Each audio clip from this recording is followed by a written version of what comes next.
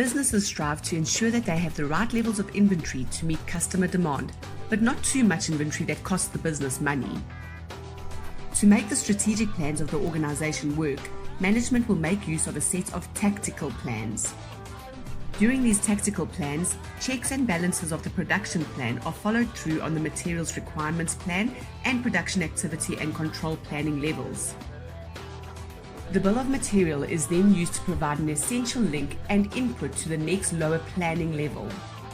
Sales or demand plan is a tactical plan that will start converting the vision of the business plan into reality, and if there are differences between the sales and business plan, then processes will be put in place to correct this. Thereafter, by combining these agreed sales forecasts, the S&OP forms the basis of all material, manpower, and machine resource decisions, the output of which is a realistic and positive production plan. So, the S&OP is formed by the combination of the agreed customer-focused sales and marketing plans, i.e. forecasts, and the realistic production plan accounting for the capacity. The production plan then becomes the basis of the master production schedule, providing the disaggregated data from product family to the end items that make up that product family. All of this can be summed up in the term MRP2. This acronym is used to identify the processes involved in both material requirements planning and capacity requirements planning. In other words, the entire planning process.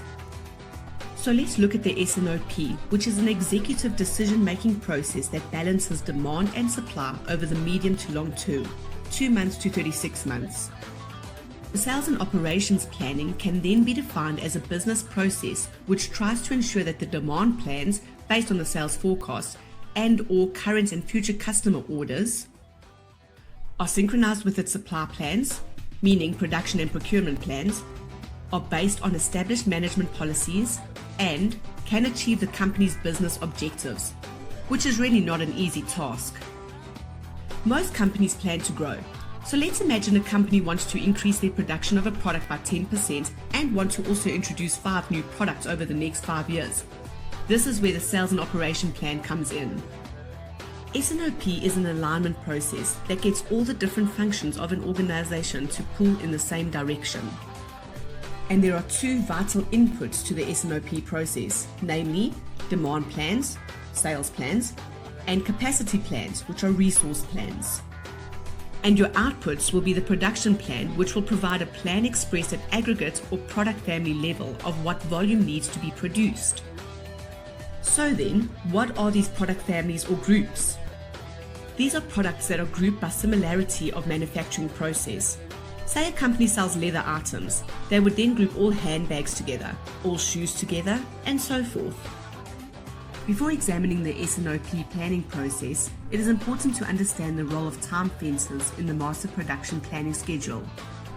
Remember, we get frozen zone, the demand time fence, slushy zone, the planning time fence, and liquid zone, the planning horizon.